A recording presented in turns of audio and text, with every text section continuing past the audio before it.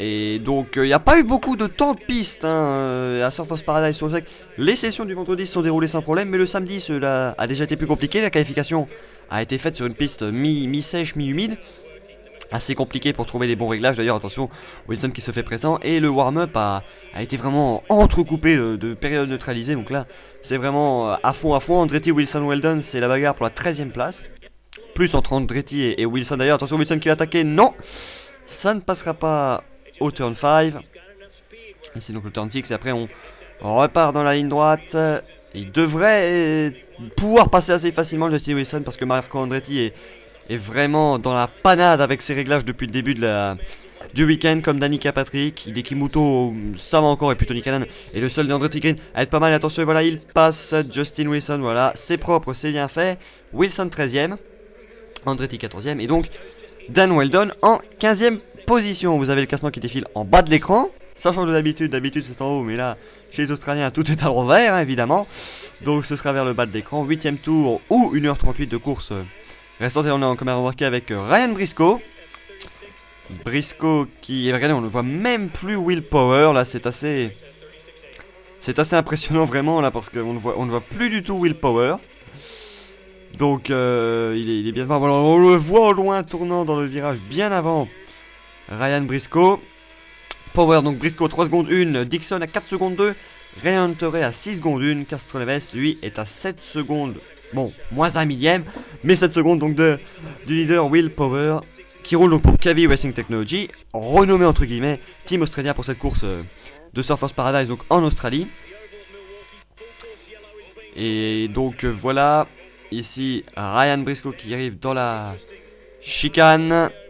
Et crash de Mario Moraes, aïe. Et safety car déployé par Mario Moraes. Alors c'est après la première chicane, je pense. Et là je pense que ça doit être terminé pour lui. Et voilà le pescar qui arrive. Donc le safety car est déployé. Première neutralisation de ce rendez-vous australien d'IndyCar. Donc Mario Moraes, alors on va revoir ça. On voit ici deux voitures à la bagarre. Et apparemment, ouais, je pense que c'est la suspension arrière gauche qui aurait explosé. Regardez, on voit ici Buddy Rice et Jamie Karma. Et là, ouais, on ne sait pas s'il y a un contact. Alors peut-être après le contact avec Vitor Meira, ça a peut-être cassé après cela. Mais on ne voit pas trop, voilà. Ici, donc maintenant, plus qu'une voiture en piste donc pour Dale-Con Racing. Ça va être encore plus compliqué. Tous derrière Bruno Junqueira donc dans ce team. Hein, c'est fini pour Mario Moraes. Apparemment. Et le pauvre Will Power donc qui revoit son avance réduite à néant maintenant avec cette neutralisation. Et donc Mario Moraes, première victime des rues de Surfers Paradise. Il terminera donc en 24ème et dernière position.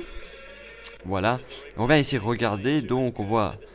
Et regardez. Et il vient taper le mur. Aïe. Erreur de débutant de Mario Moraes. Ouais, il est un petit peu trop fort sur les vibros et bam. C'est assez impressionnant. Allez, on voit plus rien. Allez, ça va repartir dans quelques secondes. Will Power toujours devant Ryan Briscoe, Scott Dixon, Ryan Hunter et Alex Tagliani. Elio Castroneves s'est arrêté au stand, c'est pour ça qu'il a rétrogradé. C'est parti, premier restart des Nikon Indy 300. Et regardez Will Power, l'avance qu'il a déjà. Alors là, je pense que c'est magnifique. Alors évidemment, c'est la course qu'il doit gagner, Will Power. Hein. Il a déjà gagné une fois, c'était à Long Beach. Bon, dans des circonstances, on va dire un peu particulières, avec les anciennes écuries du Champ-Car, mais il a quand même gagné et ça a quand même valu 50 points au championnat. Et Will Power, bien, il veut la gagner cette course tout simplement devant son public chéri, son public fétiche. Et là, on est avec Ryan Briscoe. Donc, attention, Ryan Hunter, là c'était juste entre Dixon et Hunter. Regardez Frank Kitty derrière. Frank Kitty qui était tout juste sur la pédale d'accélérateur.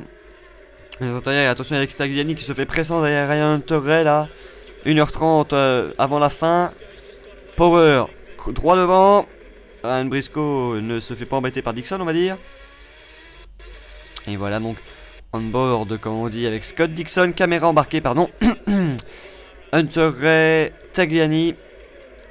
Voilà donc comment ils sont positionnés. Une chicane extrêmement spectaculaire vue de l'intérieur. Il faudra qu'on voit une caméra embarquée plus tard dans la course si on a la chance d'en voir une. Et vous allez voir, c'est assez impressionnant de voir en caméra embarquée comment on rebondit vraiment sur les vibreurs. Un circuit extrêmement exigeant, extrêmement bosselé, qui pourrait rappeler un petit peu Edmonton, même si Edmonton était bien plus large, mais tout aussi bosselé. Voilà donc le dernier virage ici. Et donc Surfers Paradise tracé vraiment le long de la Gold Coast, un cadre évidemment magnifique, des affluences exceptionnelles, plus de 260 000 personnes attendues sur les 4 jours, donc du 23 au 26 octobre. Et là on est à nouveau avec Ryan Briscoe en caméra embarquée. Ryan Briscoe également un enfant du pays évidemment.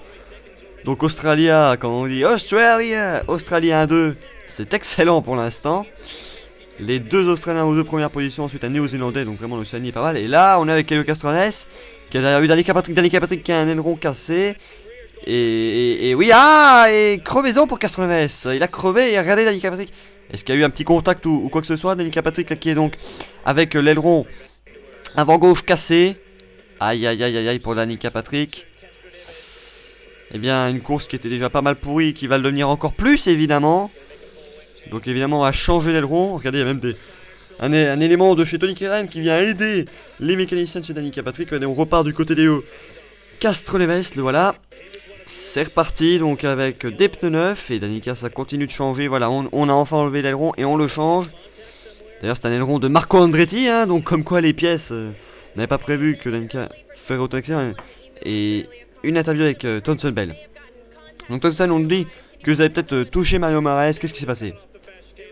Bien, on est sorti de la chicane rapide et j'ai vu un peu de fumée et il m'a et je croyais qu'il allait se cracher, donc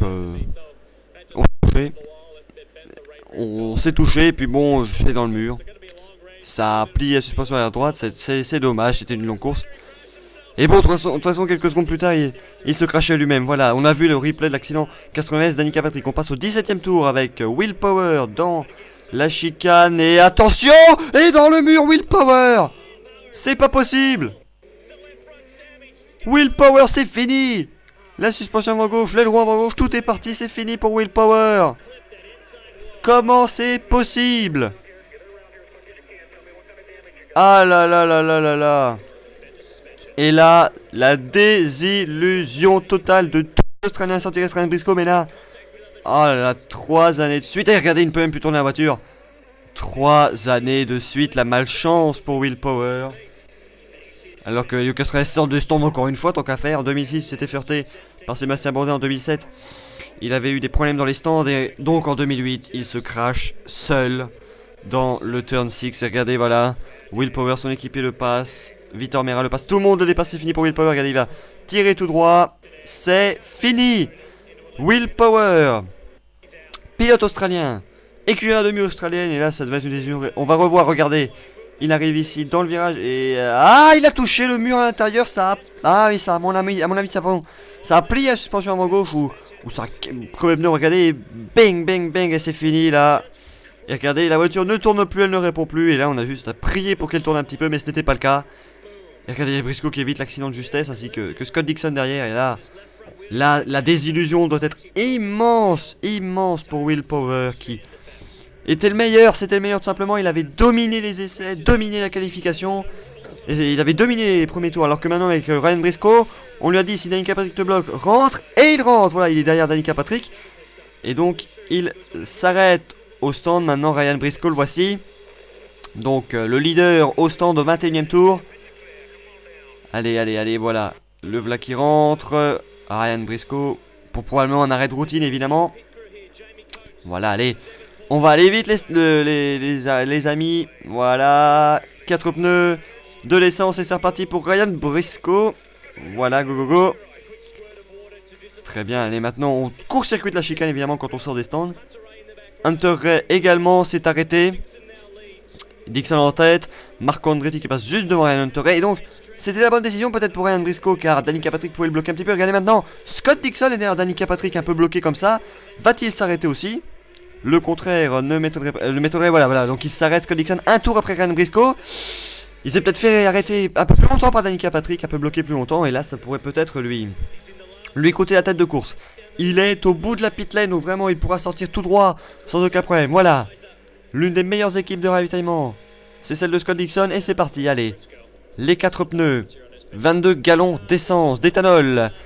Et le safety car sort, hein, il y a un drapeau jaune et Dixon sort derrière le safety car.